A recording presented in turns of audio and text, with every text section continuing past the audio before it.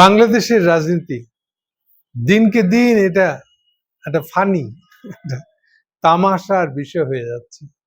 নতুন যে তামাশাটা ইউনূস সাহেব কায়েম করে রাখছে, স্বীকার করবেন না অবশ্য। আর এই যে আমি বলছি এটার জন্য আমার অনেককে খেপবে, হ্যাঁ ইউনূস সাহেব কোথায় কি করলো, কোনো প্রমাণ আছে, এরকম কথা বলবে।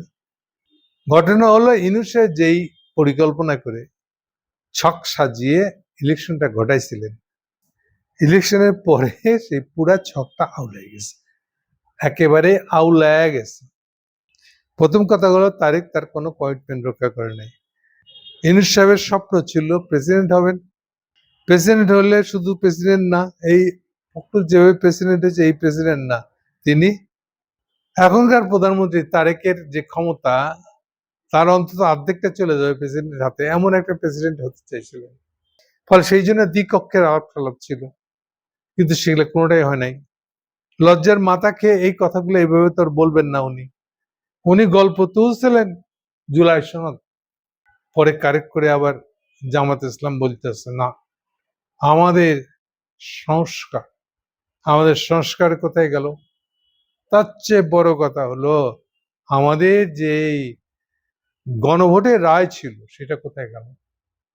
গণভোট বাস্তবায়ন, গণভোট বাস্তবায়ন মানে দ্বিকক্ষ বিশিষ্ট সংসদ বাস্তবায়ন। দ্বিকক্ষ বিশিষ্ট সংসদ মানেই হলো ওটাই ইউনূসের শক্তির উৎস, হবু প্রেসিডেন্টের উৎস। কিন্তু সেগুলো সব একেবারে একেবারে যেটাই বিদায় করে দিচ্ছে তারেক। দেওয়ার পরে এইবার ইলেকশন আগ দিন পর্যন্ত প্রবল ভাবে ইউনূস সাহেব একটার পর একটা বল ছুড়ে গেছে, চেষ্টা করেছেন, শিওর হয়ে গেছেন, যেটা হচ্ছে না। আবার ঘনিষ্ঠ জন থেকে এটাও বলা হয়েছে তার একটা আক্কেল হয়ে আছে রাজনীতি সম্পর্কে। তবে 2001 সালে 2007 সালে 111 সময় উনিও মাঠে নামছিলেন 111 ওলাদের আমেরিকানদের রাজনৈতিক দল খুলবেন। গালাগালির ঠেলায় কাবু হয়ে একসময় মাপছে বিদায় নিয়েছিলেন।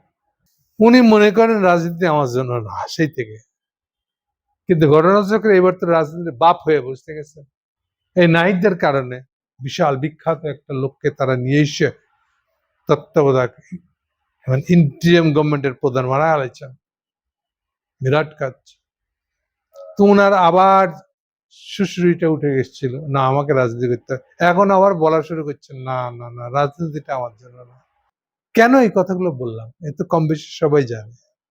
বললাম এই জন্য যে এখন এই পুরো 11 দলকে উনি যেই কান পড়া দিয়ে আগায় রাখতেছে, সেটা হলে যে তারা গণভোটের রায় বাস্তবায়ন, এই শব্দটা বললে বুঝবেন যে এর ভিতরে সংস্কার যা কিছু ছিল, অর্থাৎ ইউনূস সাহেব যা কিছু করতে পারেন নাই তারেককে দিয়া, ওগুলো নিয়ে তারা একটা প্রবল আন্দোলন করবে। একদিকে এই প্রবল আন্দোলন 11 দলের, আবার গতকালকের দেখেন ফখরুলের প্রেসিডেন্ট হয়ে যাওয়া দেখেন, জামাতের এক সিনিয়র নেতা, আমি নাম বলতেছি না, তারে দৌড়ে একেবারে কপালে চুমা দিচ্ছে ফখরুলের, মজা না? আমি এখন আপনাদেরকে এই ধরনের কিছু তামসার কথা বলবো। সো কাহিনী হলো যে এনসিপি পোলাপানদেরকে ইউনূস সাহেব এমন মশহারা, এমন পরামর্শ, উস্কানি, লোভ দেখাইছেন, এনসিপির প্রতিটা ইয়াং নেতা, যে ধরেন বিশেষ করে যারা সদ্য পাশ করছে, তারা ডেসপারেট হয়ে গেছে এই চিন্তা করে যে নাহিদরা একা খাইছে, 5-6 জন মিলে এক ইউনূসের হাত দিয়ে যেই পরিমাণ খাইছে ভাই, জীবন একেবারে কেরিয়ার কামে হয়ে গেছে, আর কিছু করতে হবে না বাকি জীবন তাদেরকে। তা আমরা কে বসে থাকবো? আমরা যদি গোটা 50 শেখ আরেকবার ইউনূস আসলে যদি পাই, এটা খারাপ কাজে। আমরা এখন ডেসপারেট ইউনূসের পক্ষে ক্যাম্পেইন করবো। এইটাই হলো ইউনূস সাহেবের এবারকার প্রধান নিবেদন, প্রধান লাইন, নয়া লাইন। সেম গোজ টু জামাত ইসলাম। জামাত ইসলাম মনে করে ভাই অনেকের হাতেই তো ধরছি, কোনো লাভ হয় নাই, ওই ঘুরে ফিরে আমাদেরকে জঙ্গি বলবে। তাহলে একটা কাজ করি, ইউনূসের হাত ধরে যদি ক্ষমতায় যেতে পারি, ইউনূসের হাত ধরে মানে কি? আমেরিকার হাত ধরে।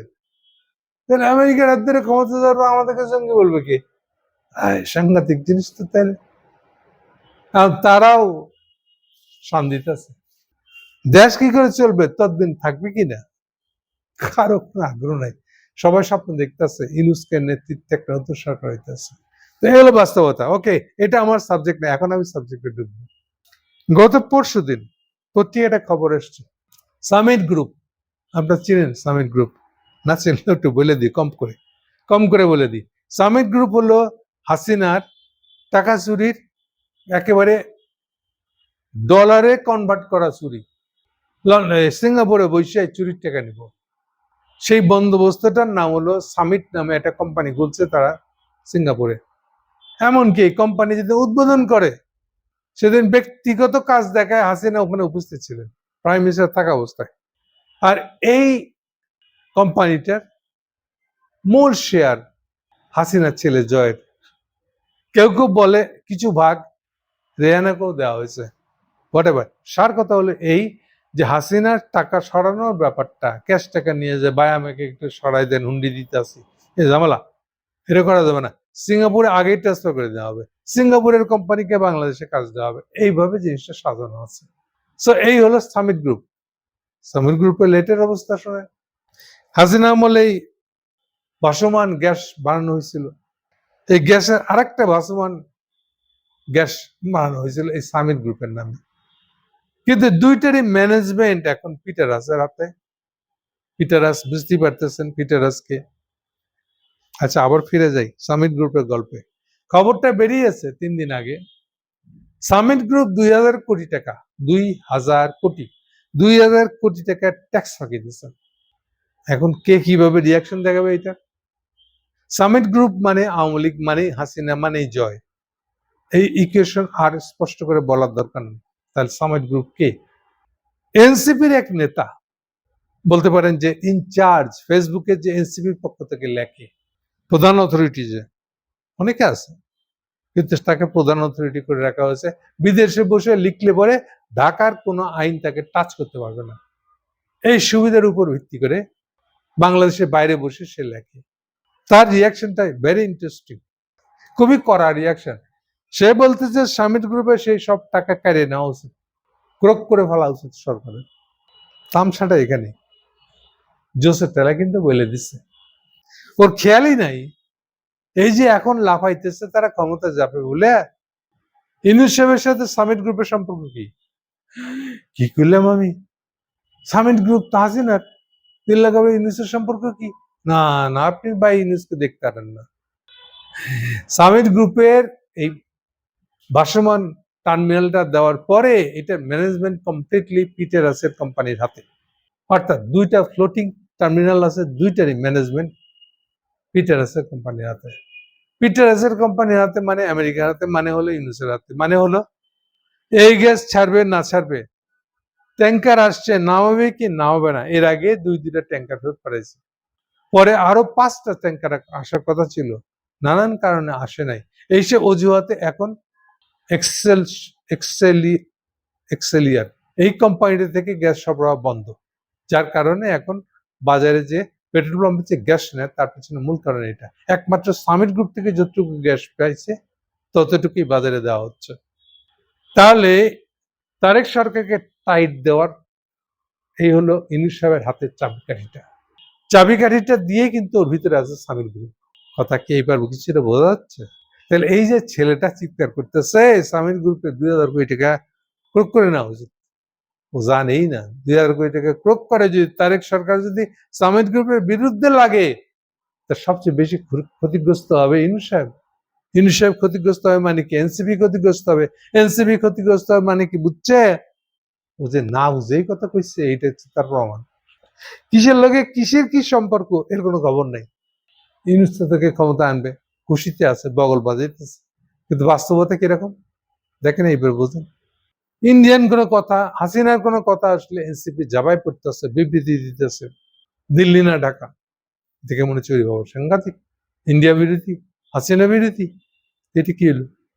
আপনি যদি হাসিনা বিরোধী হবেন তাহলে সামিটের পক্ষে আবার ইউনূস সাহেব থাকলে এবার এটা কেমনি কি করবেন?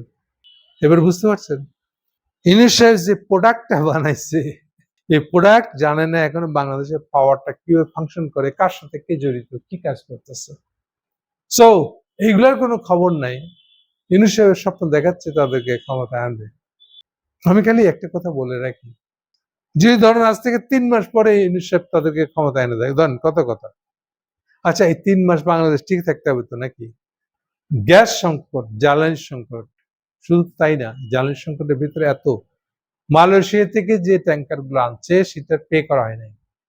তেল অথবা গ্যাস যা আনছে এটা পে করা হয় নাই।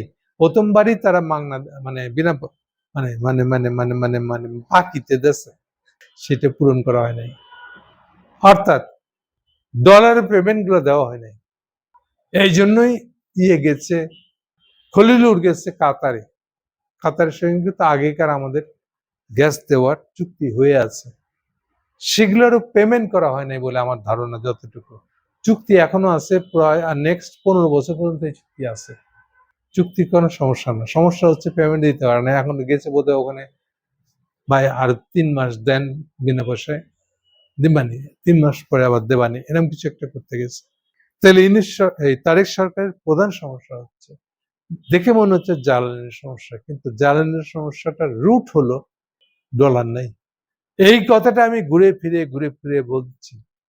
আপনার ক্যাশ সহায়তা, বাজেট সহায়তা যে নামে পড়েন সেটাই আমেরিকা এই চীনের কাছ থেকে আনতে হবে।